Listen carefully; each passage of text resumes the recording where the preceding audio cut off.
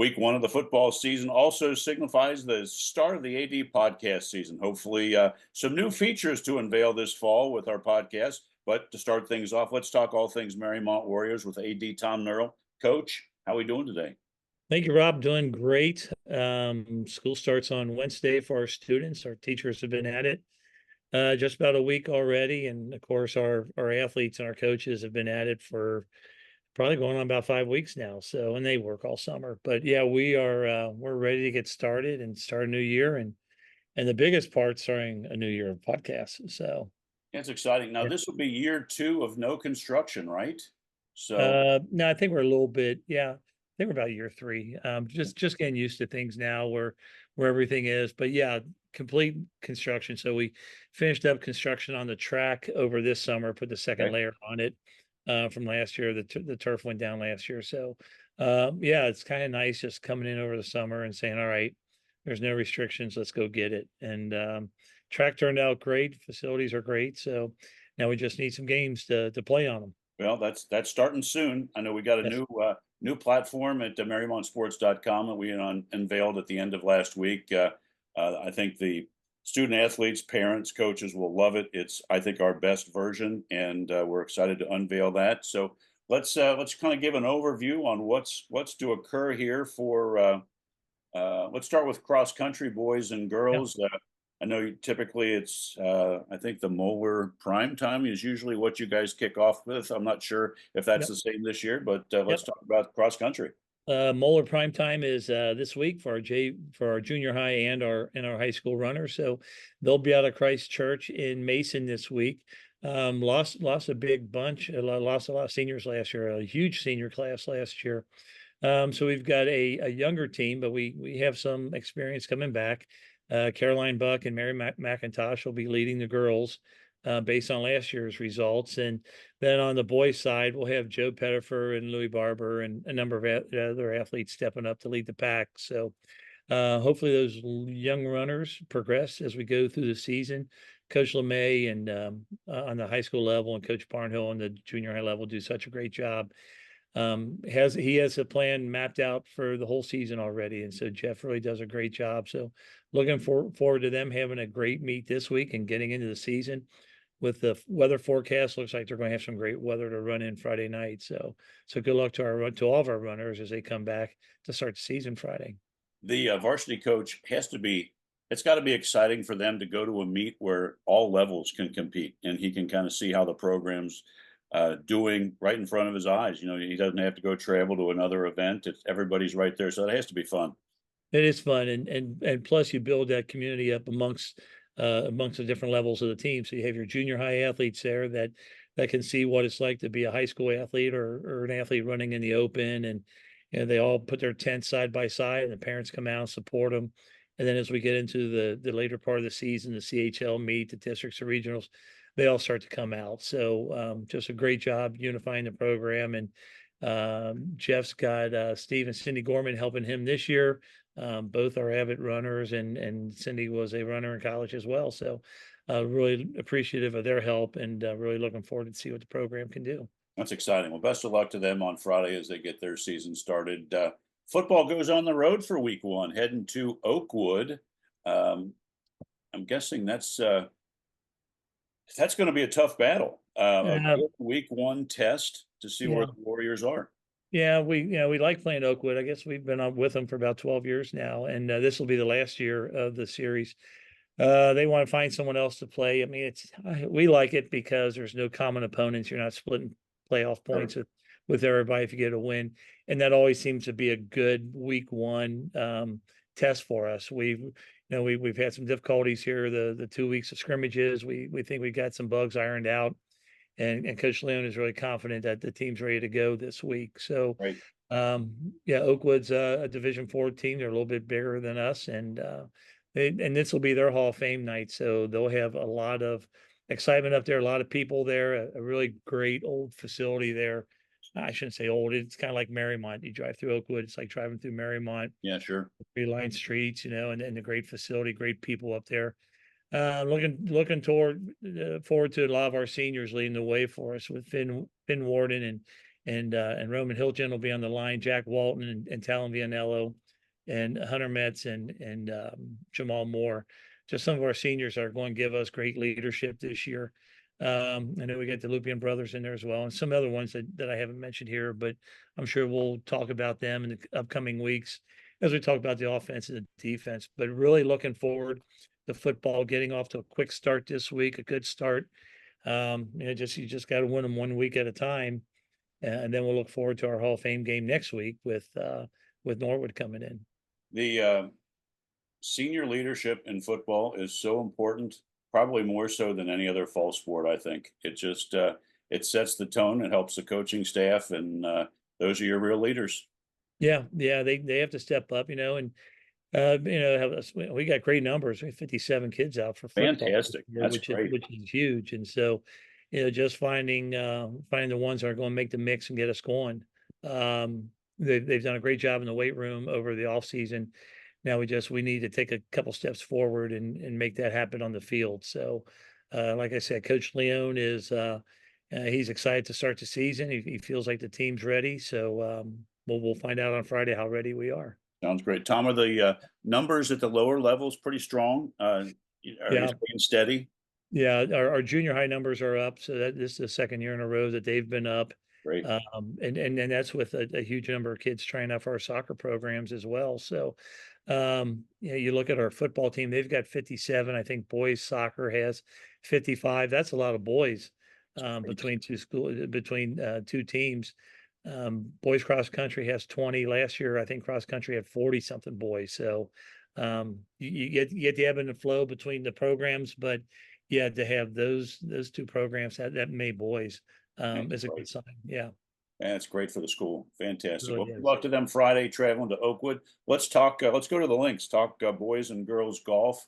Yeah. Uh, that's the fall sport that's probably starts earliest of any. Mhm. And typically when we get together, they got several weeks under their belts already. Yeah, they have, and the boys have been kind of up and down. They opened the season winning the Madeira Invitational, and then a couple of days later they lost the CHL preview. They didn't lose it; they finished second by 4 strokes.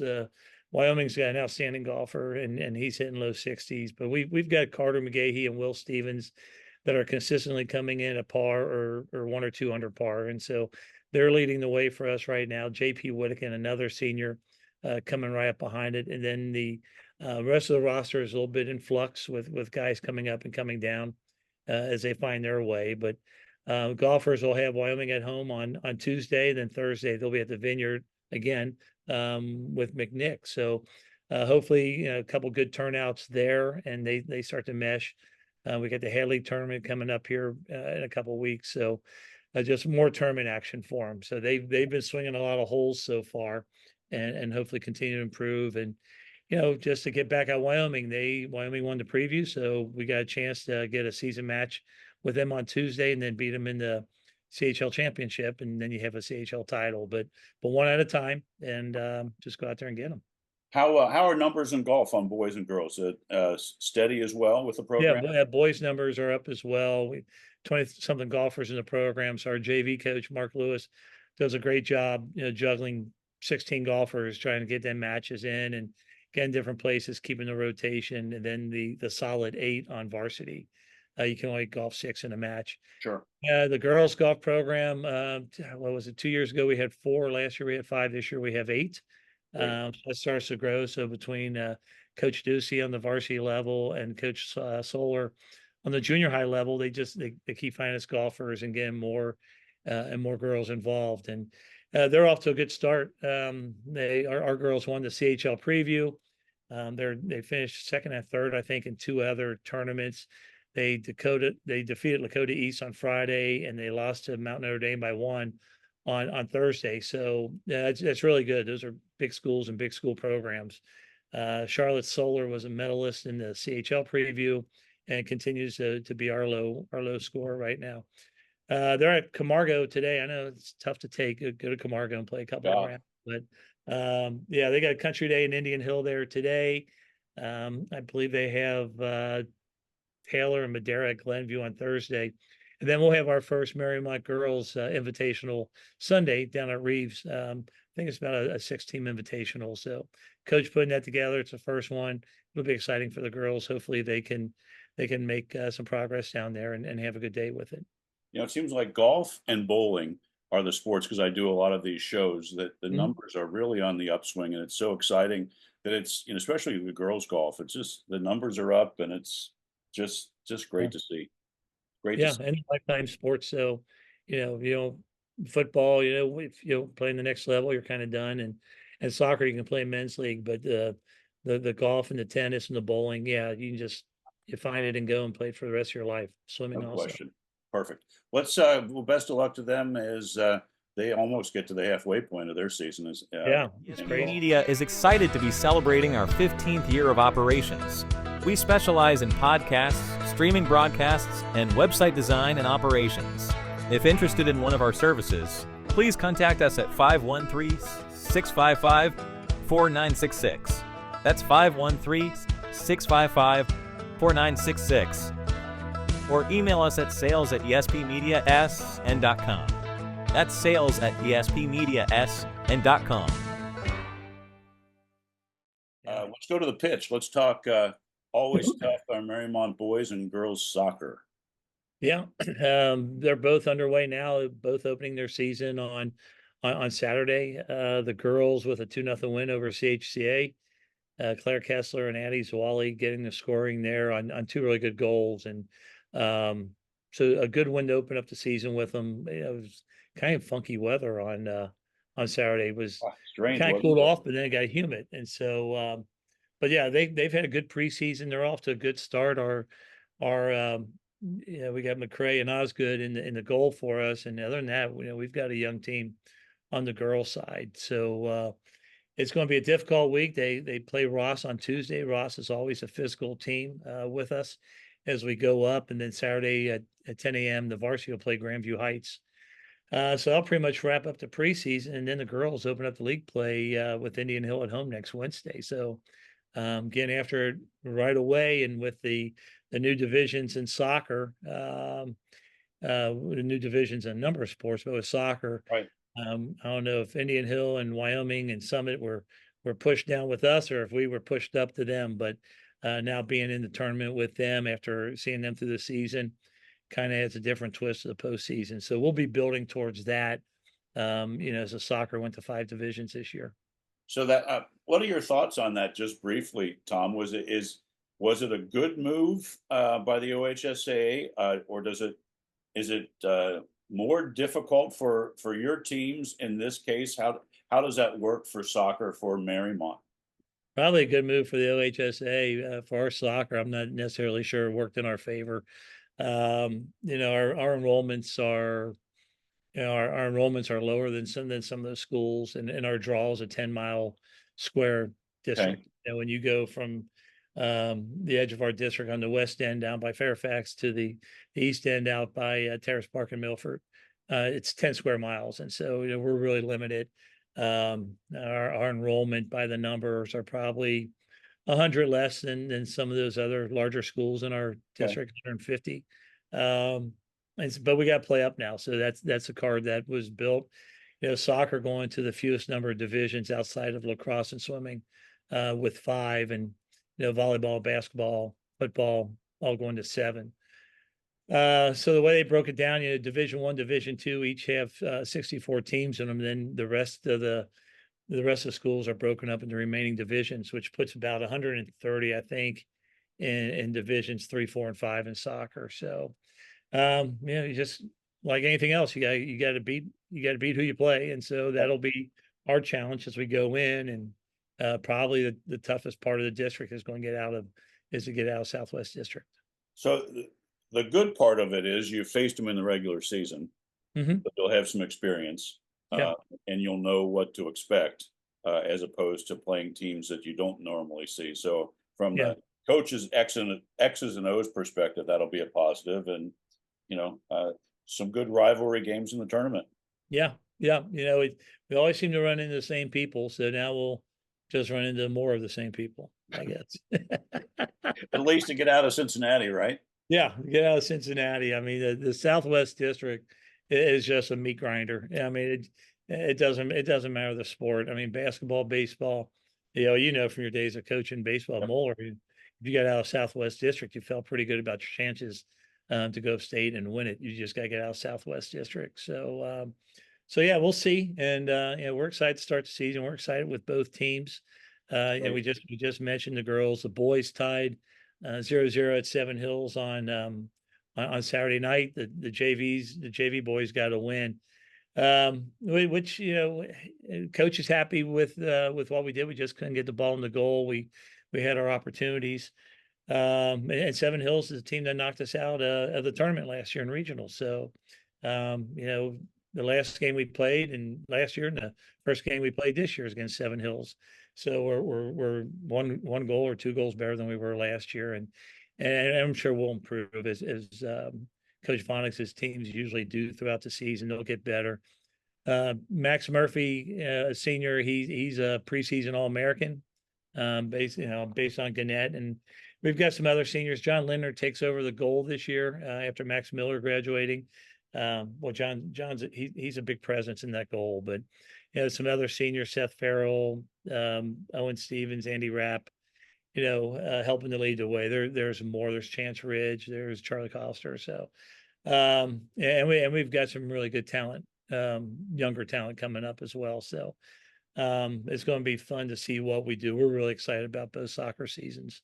Yeah. Like the girls, the boys go out to Ross to start the week. They're going to be out there Thursday. That'll be a physical match, and No against question. a larger division, a higher division team. Grandview Heights on Saturday afternoon, and then they'll travel to Indian Hill on Tuesday to open their season. So, kind of a banger both ways for boys and girls to start the season, but you kind of figure out where you are pretty quick. No question. Well, best of luck to both boys and girls on the pitch as things get underway. Let's go Yeah. to the hard court, talk girls tennis. Yeah. It's last year, your new courts just look fantastic. We drive by them every Sunday, and it's just a great place to host tennis matches. It really is. Village did a great job, and we're really fortunate to have that partnership with the Village Mariemont for our varsity and JV teams, and the Terrace Park Swim Club for our junior high teams, just to be able to send our teams to different locations and have that. But what a great spot, because people drive by, see a tennis match, they can pull over and sit right there on the sidewalk and watch it. So they're off to a good start so far. A couple of matches under their belt. Senior Lucy Glassmeyer and Katie Whitmore are seniors leading the way for us. And then we've got a lot to replace after replacing that senior class last year. No question. So, yeah, they're off to a quick start, and I think 3 matches this week will be a little bit more telling with where we are. But just watching them work all summer, they're on the courts individually and as a team, getting their work in. So good luck to the girls with what they have coming up this week. Great. And we'll wrap up this week's show. We'll go inside, talk girls volleyball. They're getting ready to, they've cranked it up a little bit, but they're early part of their season. Let's talk girls volleyball, Coach.